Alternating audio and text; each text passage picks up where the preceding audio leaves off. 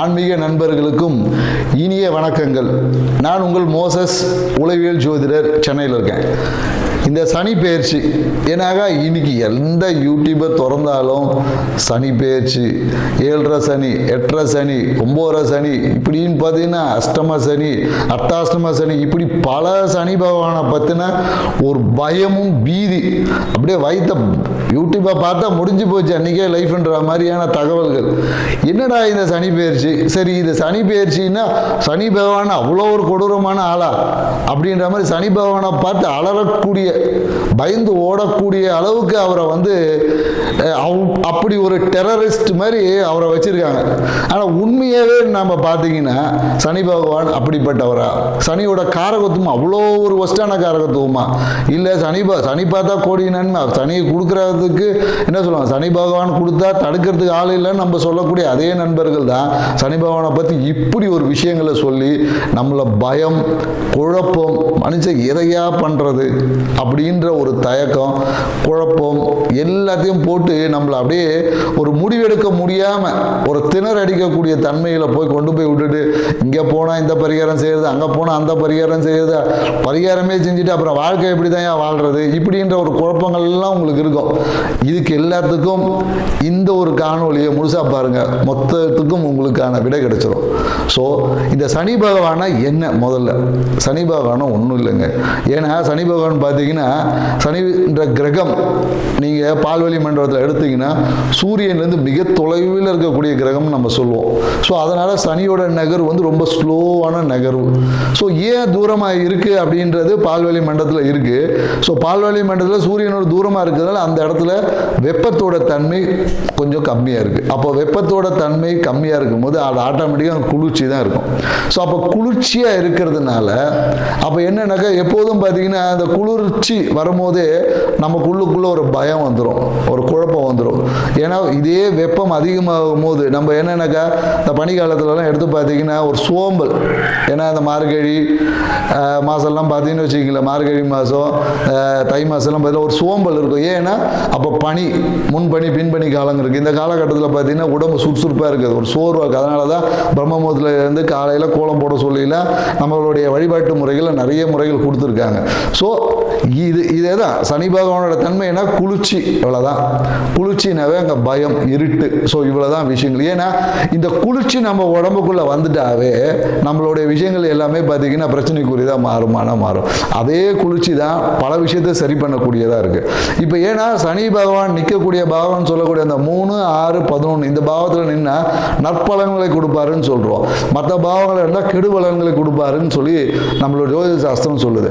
உண்மையாகவே நற்பலன் எப்படி கிடைக்குது, கெடுபலன் எப்படி நடக்குது, இவ்வளோதாங்க விஷயம். இதை தெரிஞ்சால் உங்கள் வாழ்க்கையில் இந்த சனி பயிற்சியில் எந்த சனி பயிற்சி வேணாலும், சனி எந்த பாவத்தில் இருந்தாலும் அதை நம்ம எதிர்கொள்ள முடியும்.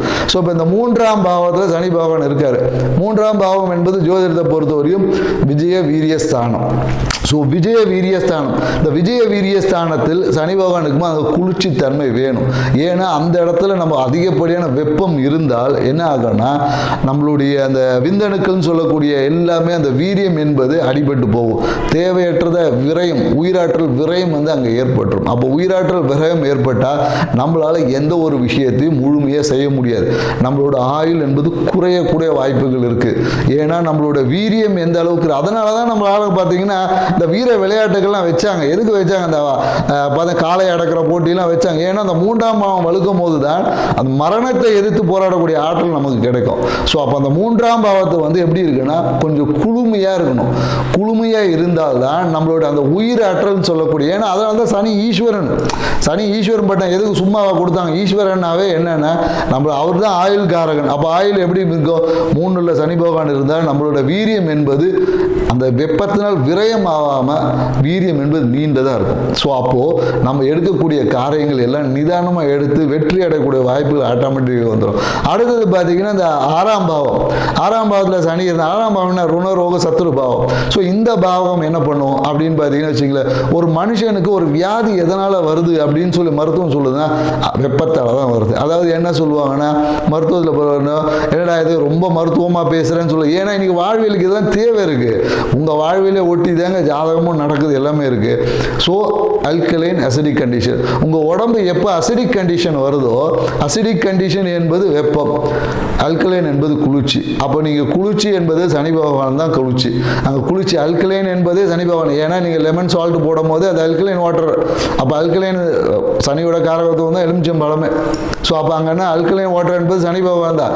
அப்போ கேன்சரை குணமாக்கக்கூடிய ஆற்றல் கூட அதில் இருக்குன்னு தான் சொல்லுவோம். அல்கலைன் வாட்டர் குடித்தா கேன்சரை குணமாகும் என்று இன்னைக்கு மருத்துவம் ஒத்துக்குது. ஸோ அப்போது அந்த ருண ரோக சத்துரு 6ஆம் பாவத்தை சனி பகவான் இருந்தால் இருக்கக்கூடிய மொத்த நோயும் காலி, நோயே இல்லை. எதிரி என்பதே நமக்கு கிடையாது, எதிரியே நண்பன் ஆயிடுவான். ஸோ அப்போ அந்த இடத்துல நம்ம வந்து வெப்பம் அதிகமாக இருக்கணுமோ, அது என்னது நம்ம கேன்சர், இன்னைக்கு எய்ட்ஸ், இன்னைக்கு சொல்லக்கூடியத பல வியாதிகள் எதனால் வருதுன்னா உடலில் அசிடிக் கண்டிஷன், அதாவது வெப்பம் அதிகமாக வருது. அந்த இடத்துல நமக்கு குளிர்ச்சி ஏற்படும் போது அதுவே குணமாக்கும் மருந்தாக இருக்குது. ஸோ அதனால் சனி பகவான் 6ல் இருந்தால் அபரிவிதமான நல்ல பலன் சொல்கிறாங்க. அதே 11ஆம் பாவம் லாபஸ்தானம், மனமகிழ்ச்சி. இப்போ லாபம் மனமகிழ்ச்சி எங்கே இருக்கும்னா, இப்போ நம்ம மனமகிழ்ச்சிக்காக எங்கே போகிறோம்? ஊட்டி கொடைக்கானல் தான் போகிறோம். ஊட்டி கொடைக்கானல்னா என்ன? குளிர்ச்சியான பிரதேசங்கள். மலை பிரதேசம் போகும்போது ஹாப்பியாக ஹனிமூன்லாம் போகிறாங்க. எதுக்கு போகிறாங்க? குளிர்ச்சி. அப்போ அந்த குளிர்ச்சி இருக்கும்போது தான் மனம் என்பது மகிழ்ச்சி அடையும். மனம் என்பது தேவையில்லாமல் எங்கே, மனம் என்பது அதிகப்படியான வெப்பத்தினால மனம் என்பது அலைபாயும். ஆனால் அந்த இடத்துல அலை போயாமல் அப்படியே கூலாக நிற்கும் போது உங்கள் லாபம் மன மகிழ்ச்சியெல்லாம் பெருகும். ஸோ அப்போ இந்த சனி பெயர்ச்சி, ஏன்னா இந்த அறிவியல் பூர்வமாக சில விஷயங்களை ஏன் இங்கே நம்ம சொல்கிறோன்னா, எல்லாரும் ஆன்மீக ரீதியாக நிறைய கருத்துக்கள் சொல்லியிருப்பாங்க.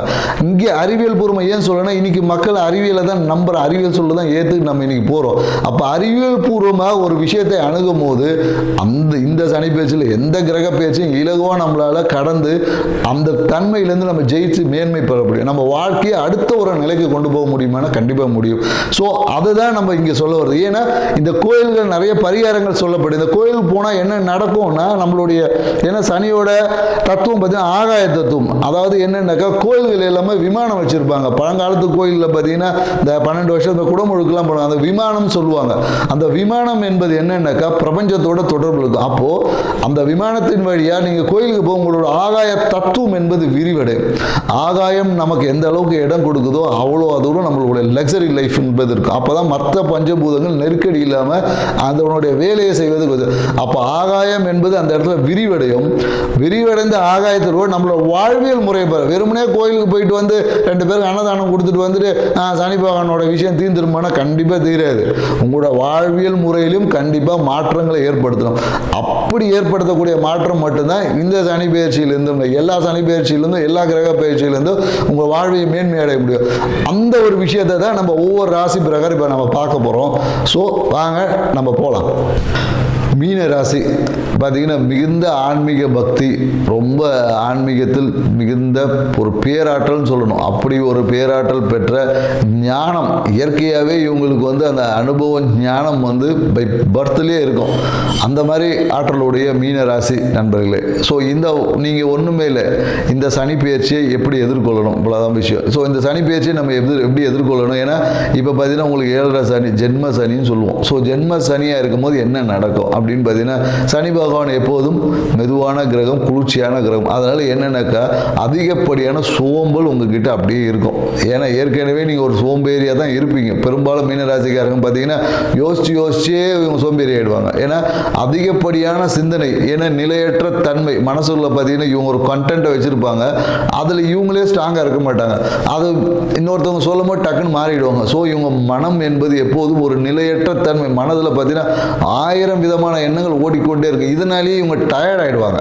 ஸோ இவங்க சோர்வு என்பது என்னென்னாக்கா மனதின் மன ஓட்டம் அதிகமாக இருப்பதாலே இவங்களோட டயர்டு. ஆனால் அதே மனம் தான் இவங்களோட பாக்கியத்தை கொடுக்கும். ஸோ அந்த மனதை கையாளக்கூடிய வித்தைகளை நீங்கள் கற்றுக்கிட்டாவே போதும், உங்களுக்கு நீங்கள் உங்கள் வாழ்க்கையை அடுத்த ஒரு நிலைக்கு நகர்ந்துடணும்னு சொல்லுவோம். ஏன்னா நீங்கள் என்ன பண்ணணும்னா யோகா நீங்கள் பண்ணணும். மனதை அமைதிப்படுத்தக்கூடிய, மனதை பரபரப்பாக்கக்கூடிய விஷயங்கள் இல்லை, மனதை அமைதியாக்கக்கூடிய யோகாவை நீங்கள் செய்தீர்கள் என்றால் மீன ராசிக்காரருக்கு எப்போதும் சிறப்பாக இருக்கும். இந்த காலகட்டத்தில் என்ன பண்ணணும், முக்கியமாக செய்யக்கூடிய விஷயம் என்னன்னாக்கா, இந்த புறம் பேசுவதை தவிர்த்துணும். ஏன்னா பேசுகிறவன்ற பேக்கில் போகிறவரவனை பற்றிலாம் அள்ளி விடுறது. அப்போ அள்ளி விட்டோன்னு அவன் என்ன பண்ணிவிடுவான், போட்டு கொடுத்துட்டு அது உங்களுக்கு ஒரு அவப்பெயரை கொண்டு வர வாய்ப்பு இருக்குது.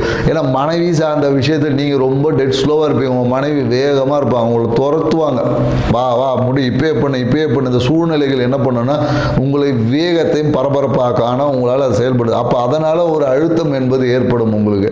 ஸோ அந்த விஷயத்தில் கவனம். ஏன்னா இந்த காலகட்டத்தில் உங்களுடைய என்ன சொல்லுது, அந்த வீரிய ஸ்தானம், வெற்றி ஸ்தானம் என்னக்கூடிய விஷயத்தில் எல்லாமே நீங்கள் எடுத்த முயற்சியில் லேட்டாக தான் கிடைக்கும். ஸோ ஆனால் என்னென்னாக்கா இந்த காலகட்டத்தில் படிக்கக்கூடிய மாணவர்கள் எல்லாமே ஒரு நல்ல ஒரு நிலை அடையிறதுக்கான வாய்ப்புகள் இருக்குது. ஸோ உங்களுடைய முயற்சிகள் இந்த காலகட்டத்தில் என்னென்னாக்கா 1க்கு 2 வாட்டி யோசித்து எடுக்கக்கூடிய முயற்சிகள் ஸ்லோவாக தான் ரிசல்ட். அதனால் போட்டித் தேர்வு, இந்த மற்ற போட்டித் தேர்வு எழுதக்கூடிய மாணவர்கள் வந்து கொஞ்சம் என்ன பண்ணலான்னா உங்களுடைய அந்த சுறுசுறுப்பை ஏற்றுக்க கொள்ளக்கூடிய ஒரு வகையில் நீங்கள் என்ன பண்ணலாம்னா ஒரு உடற்பயிற்சிகளை செய்யுங்க, உடற்பயிற்சி செய்யலாம். அப்படி இல்லைன்னா இந்த என்ன சொல்லுவோன்னா அந்த மலர் மருந்துகள் பார்த்தீங்கன்னா ஸ்க்லெந்தரஸ், கிளமாட்டிஸ், இந்த 2 மருந்தும் பார்த்தீங்கன்னு வச்சுக்கிங்களேன், இந்த மீன ராசிக்காரருக்கு மிகவும் ஹெல்ப்ஃபுல்லாக இருக்கும். ஏன்னா இது என்ன பண்ணுன்னா அதிகப்படியான சிந்தனை, கற்பனை அப்படியே டம்ப் பண்ணிவிட்டு உங்களுடைய ஃபோக்கஸிங்கை நீங்கள் எதை நோக்கி பயணிக்கிறீங்களோ அதை நோக்கி உங்களை வழிநடத்தி செல்ல உதவும். மீன ராசிக்காரங்க தவிர்க்க வேண்டிய ஒரு விஷயம் என்னென்னாக்கா, இந்த காலகட்டத்தில் என்னென்னாக்கா இந்த ஸ்வீட்ஸு முக்கியமாக இந்த பால்கோவா சாப்பிட்றதெல்லாம் விட்டுறணும். ஏன்னா அந்த பால்கோவா சாப்பிட்டீங்கன்னா உங்களுக்கு ஜீரண குறைபாடு, அதுவே உங்களுக்கு தீராத பிரச்சனையை ஏற்படுத்தக்கூடிய. அதனால் குறிப்பாக இந்த பால்கோவா சாப்பிட்றது, இந்த வெள்ளி பாத்திரம், வெள்ளியில் செயின் போடுறது, இந்த மாதிரியான விஷயங்களை இந்த காலகட்டம் தவிர்த்துக்கணும். ஸோ அப்புறம் என்னென்னா குறிப்பாக இந்த கழுத்தில் டைமண்ட் மாலெல்லாம் போட்டுருந்தீங்கன்னா இந்த காலகட்டம் தவிர்த்துக்கிட்டீங்கன்னா உங்களுக்கு சிறப்பாக இருக்கும். அதுக்கு பதிலாக நீங்கள் வேறு ஏதாவது ஆபரணங்களை நீங்கள் அணிந்து கொள்ள முடியும். ஸோ இந்த சனிப்பெயர்ச்சி உங்களுக்கு தொழில் ரீதியான ஒரு அழுத்தமும் இருக்கும், தொழில் கொஞ்சம் மந்தமாக தான் நகரும். ஸோ இதை எல்லாத்தையும் இப்படி இருக்குதுன்றது தெரிஞ்சுக்கிட்டோம், இதை எப்படி மாற்ற போகிறோம் அப்படின்றது தான் நீங்கள் யோசிக்கணுமே தவிர, தொழில் மந்தமாக இருக்கும் அப்போ நாம் இதை எப்படி வேகமாக்கணுன்ற முயற்சியை தான் நீங்கள் ஈடுபடணும் சொல்லணும். ஆமாம், ஏன்னா பிரச்சனைகளை நம்ம சுட்டி காட்டுவது எதனாலனா இந்த இடத்துல சரி பண்ணால் போதும். அந்த ஏன்னா இப்போ வீட்டை சரி பண்ணணும், எங்கேயோ ஒரு இடத்துல பிளாக்கேஜ் இருக்கும், அந்த பிளாக்கேஜ் சரி பண்ணால் வேலை மிச்சம். அதை விட்டுட்டு வீட்டையே மாற்றிட்டு இருக்கிறது நம்மளால் முடியாது பார்த்தீங்களா. ஸோ அதனால் எங்கே பிரச்சனை இருக்கிறத தான் நம்ம இதை சுட்டி காட்டுறோம். அந்த ஏரியாஸை தான் நீங்கள் சரி பண்ணணுமே தவிர நீங்கள் மீதி ஏரியாவில் நல்ல ஏரியாலாம் தொடச்சி கழுவி என்ன பண்ணணும். ஸோ எங்கே அழுக்கு இருக்கோ அந்த இடங்களை தான் நம்ம சுட்டி காட்டுறோம்.